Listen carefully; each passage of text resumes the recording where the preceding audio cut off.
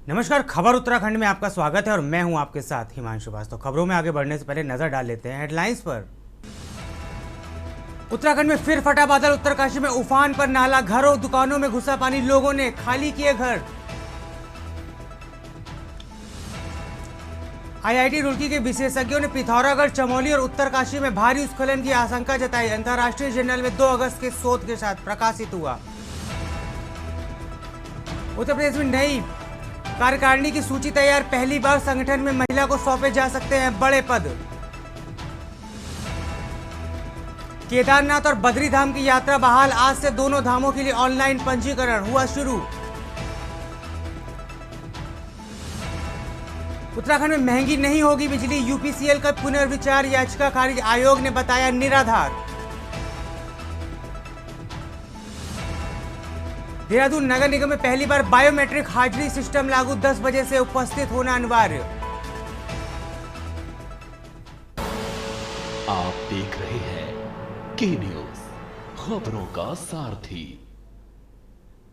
अब रुक करते हैं खबरों की ओर। उत्तरकाशी जिले में एक बार फिर बादल फटने की घटना सामने आई। ये घटना देवलसारी के ऊंचाई वाले क्षेत्रों में घटित हुई, जिसका प्रभाव निचले इलाकों और खासकर नौगांव और आसपास के गांवों में स्पष्ट रूप से देखने को मिला। अचानक आए भारी जल प्रलय ने स्थानीय निवासियों को दहशत में डाल दिया। ग्रामीणों के अनुसार तेज गर्जना के साथ अचानक भारी मात्रा में पानी बहने लगा, जिससे खेतों, सड़कों और कुछ घरों में पानी घुस गया। हालांकि अभी तक किसी भी प्रकार की जनहानि की सूचना नहीं है, लेकिन इस स्थिति को देखते हुए लोग बेहद सतर्क हैं। वही पुलिस बल पूरी तरह से सतर्क और प्रभावित क्षेत्रों में गश्त की जा रही है।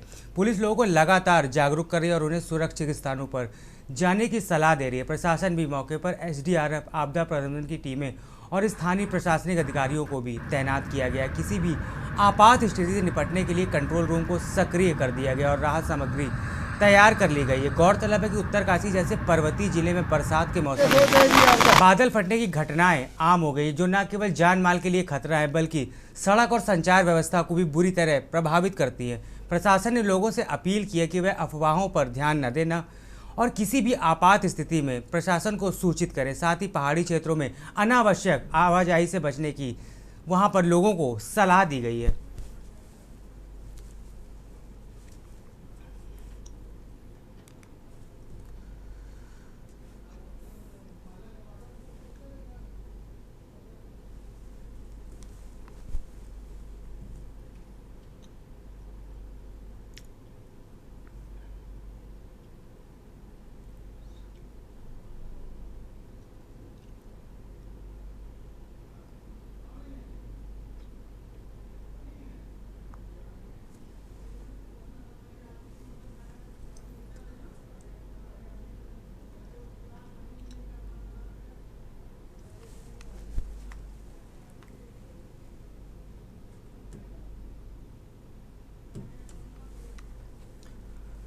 इस पर ज़्यादा जानकारी के लिए हमारे साथ संवाददाता, ब्यूरो चीफ संवाददाता राजेश वर्मा जी जुड़ चुके हैं। इस बादल फटने की घटना को लेकर प्रशासन की तरफ से क्या अभी तक जानकारी आई है?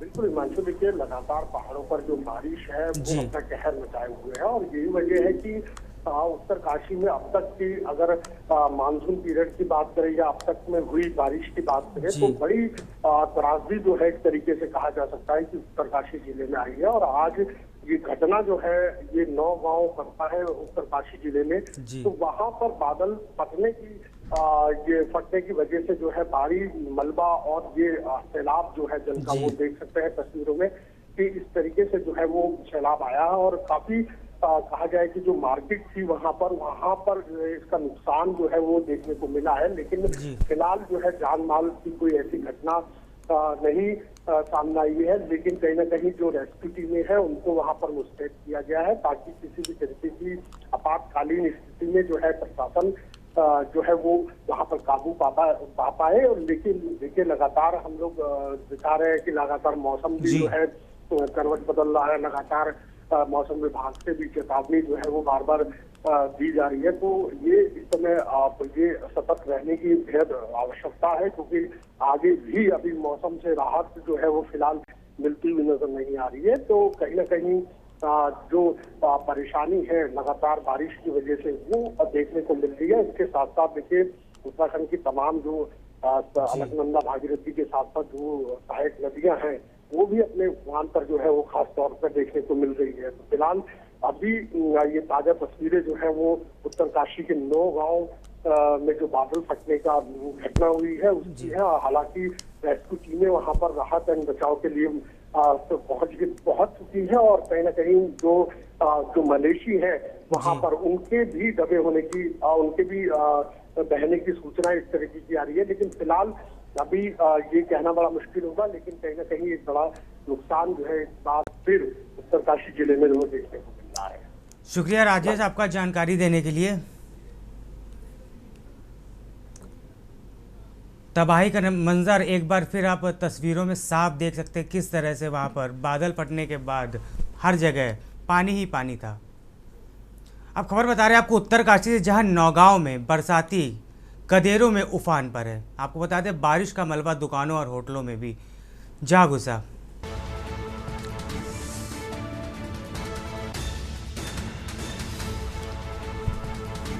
कई नाली जमीन तबाह, फसलों को यहां पर भारी नुकसान।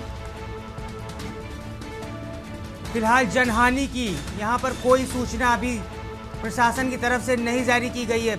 मुख्यमंत्री धामी ने राहत कार्यों के यहां पर निर्देश दे दिए हैं। जिला अधिकारी को मौके पर त्वरित कार्रवाई के सीएम की तरफ से ये आदेश दे दिए गए हैं। इसके साथ ही सीएम ने कहा है कि राहत और बचाव कार्य प्राथमिकता पर किया जाए। अलर्ट मोड पर प्रशासन, हर स्थिति पर प्रशासन की कड़ी नजर।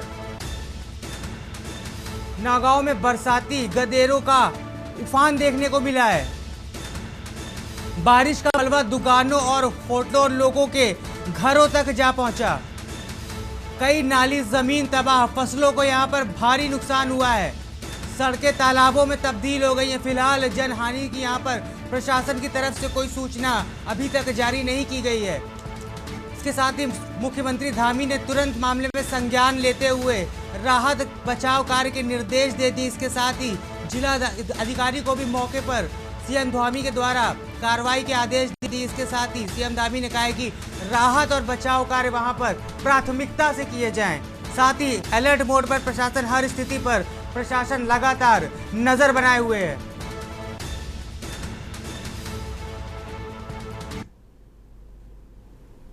हरिद्वार में इलाज के दौरान मरीज की मौत पर बड़ा बवाल खड़ा हो गया। परिजनों और सहयोगियों ने रानीपुर मोह स्थित डॉक्टर संतोष विरमानी के निजी अस्पताल में जमकर हंगामा काटा। मृतक 38 वर्षीय श्री संत शर्मा हिंदुस्तान यूनिलीवर कंपनी में कर्मचारी थे और हाथ के ऑपरेशन के लिए अस्पताल में भर्ती कराए गए थे। वहीं परिजनों का आरोप है कि डॉक्टर ने कम खर्च का लालच देकर उसने अपने निजी अस्पताल में उसे भर्ती कराया। ऑपरेशन के दौरान एनेस्थीसिया की ओवरडोज से उसकी मौत हो गई। मौत के बाद गुस्साए परिजनों ने अस्पताल में जमकर हंगामा काट दिया, जिसके बाद प्रशासन ने अस्पताल को सील कर दिया है। वहीं परिजन 1 करोड़ मुआवजे और आरोपी डॉक्टर पर हत्या का मुकदमा दर्ज करने की मांग पर है। इस पूरे घटनाक्रम में शहर के निजी अस्पतालों की कार्य प्रणाली, प्रशासन की निगरानी पर बड़े और गंभीर सवाल खड़े कर दिए हैं।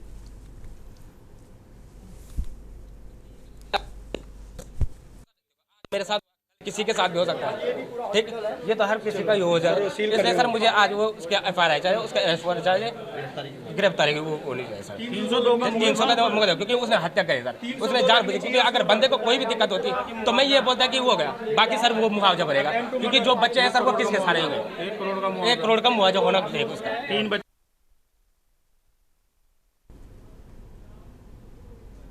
भाजपा के विधायक विनोद चमोली ने मुख्यमंत्री पुष्कर सिंह धामी और उनकी नीतियों का समर्थन करते हुए कहा है कि राज्य में बदलाव तो हुए हैं, उसके सकारात्मक परिणाम भी दिखने लगे, लेकिन अभी भी बहुत कुछ हासिल करना बाकी है।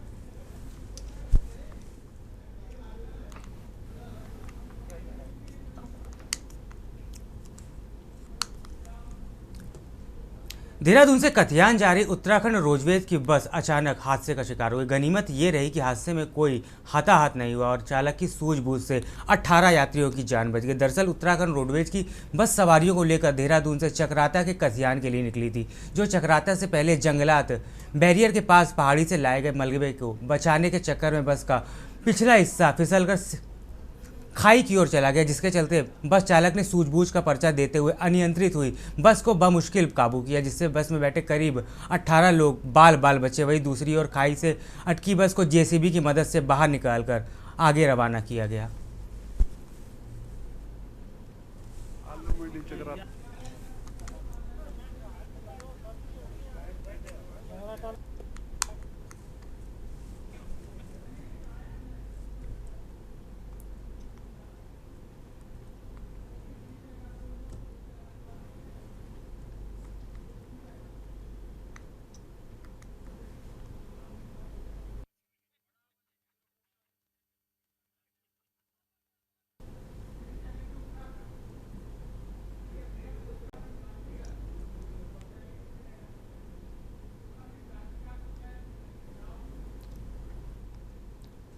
अब सीधे आपको ले चलते उत्तराखंड, जहां सीएम धामी जनसभा को संबोधित कर रहे हैं।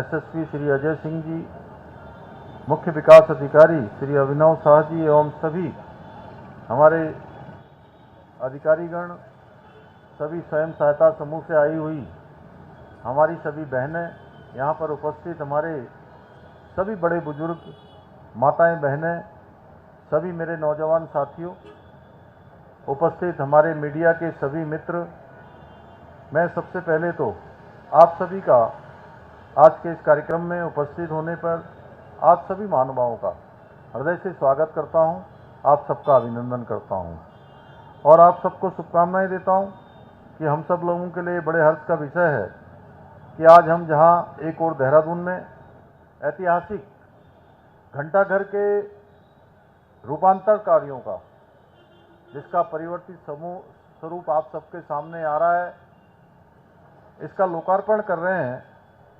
वहीं आपदा से पूर्व चेतावनी के लिए स्थापित किए 13 अत्याधुनिक लॉन्ग रेंज सायरनों का भी आज हमने लोकार्पण किया है। अभी इससे पहले डोईवाला पुलिस थाने में आज इसका लोकार्पण कार्यक्रम भी वहां पर संपन्न हुआ। इसके अतिरिक्त हम आज देहरादून में 4 स्थानों पर जिन बहनों को आज यहाँ पर चाबी दी गई है, हिलांस कैंटीनों के शुभारंभ तथा बाल भिक्षावृत्ति को रोकने की दिशा में की गई महत्वपूर्ण पहल के भी हम सब आज इस घंटाघर के कार्यक्रम में उसके भी हम साक्षी बन रहे हैं। भाइयों बहनों, ये ऐतिहासिक घंटाघर दशकों से न केवल एक समय के प्रहरी के रूप में देहरादून वासियों को अनुशासित जीवन जीने में सहायता कर रहा है, उनको प्रेरित कर रहा है, बल्कि हमारी संस्कृति, परंपरा और संघर्षों का भी जीवंत प्रतीक है। यह ऐतिहासिक घंटाघर एशिया महाद्वीप का एकमात्र षटकोणीय घंटाघर है। इस ऐतिहासिक धरोहर का निर्माण श्री आनंद सिंह जी रईस ने अपने स्वर्गीय पिता और राज्य के प्रसिद्ध न्यायाधीश एवं स्वतंत्रता संग्राम सेनानी लाला बलबीर सिंह जी की पुण्य स्मृति में स्थानीय स्वतंत्रता सेनानियों के सम्मान हेतु करवाया था। इसकी आधारशिला वर्ष 1948 में उत्तर प्रदेश की तत्कालीन राज्यपाल भारत कोकिला स्वर्गीय श्रीमती सरोजनी नायडू ने रखी थी और वर्ष 1953 में पूर्व प्रधानमंत्री स्वर्गीय लाल बहादुर शास्त्री जी ने इसका लोकार्पण किया था। लगभग 1.5 करोड़ रुपए की लागत से इस ऐतिहासिक धरोहर का पुनर्निर्माण कर इसे एक भव्य एवं आधुनिक स्वरूप प्रदान किया गया है। मुझे पूरा विश्वास है कि इस धरोहर का नया स्वरूप न केवल देहरादून की शोभा बढ़ाएगा, बल्कि हमारी शीतकालीन राजधानी में आने वाले पर्यटकों के लिए भी एक आकर्षण का केंद्र बनेगा। भाइयों बहनों, हम सभी जानते हैं कि एक पहाड़ी राज्य होने के कारण उत्तराखंड में आपदाओं का हमेशा खतरा बना रहता है। अभी आदरणीय खजानदास जी ने बहुत विस्तार से बताया कि इस वर्ष हम बहुत भयंकर त्रासदी आपदाओं का सामना कर रहे हैं। पूरे प्रदेश के अंदर कोई जनपद ऐसा नहीं है जहां पर आपदा ना आई हो। हर जनपद इस आपदा से प्रभावित है। पूरा प्रदेश हमारा आपदा पीड़ित है। भूस्खलन, बादल फटना, बाढ़ आना, भूकंप जैसी प्राकृतिक आपदाएं, एवलांच आना हमारे राज्य की समय समय पर ये सब चुनौतियां देती रहती हैं। इस वर्ष हमें कुछ ज़्यादा ही आपदाओं का सामना करना पड़ा है। हमारी सरकार इन आपदाओं की से होने वाली क्षति को कम करने के लिए निरंतर प्रयासरत है। हम राज्य में आपदा पूर्व चेतावनी प्रणाली को मजबूत करने के लिए निरंतर कार्य कर रहे हैं। इस क्रम में हमारी सरकार ने पहली बार देहरादून में 13 अत्याधुनिक लॉन्ग रेंज सायरनों की स्थापना की है, ताकि प्रत्येक आपात स्थिति में लोगों को समय पर सतर्क किया जा सके। 8 किलोमीटर और 16 किलोमीटर की रेंज वाले ये सायरन न केवल प्राकृतिक आपदाओं के समय हमें अलर्ट करेंगे, बल्कि नागरिक सुरक्षा की दृष्टि से भी बेहद उपयोगी साबित होंगे। मेरा मानना है कि यदि समय रहते लोगों को चेतावनी मिल जाए तो न केवल जान माल की हानि को कम किया जा सकता है, बल्कि आपदा की स्थिति में राहत और बचाव कार्य को और प्रभावी ढंग से संचालित कर सकते हैं। हम उन तक सहायता पहुंचा सकते हैं। भाइयों बहनों, मुझे अत्यंत प्रसन्नता है कि आज देहरादून में 4 स्थानों पर हिलांस कैंटीनों का लोकार्पण भी किया जा रहा है। ये कैंटीनें कलेक्ट्रेट, कोरोनेशन अस्पताल, गुच्चू पानी, ISBT में स्थापित की गई हैं। ये कैंटीनें न केवल आम लोगों को सस्ती और गुणवत्तापूर्ण वस्तुएं उपलब्ध कराएंगी, बल्कि हमारे स्वयं सहायता समूह की बहनों को। वक्त हो चला है छोटे से ब्रेक का, जल्द लौटेंगे। आप देख रहे हैं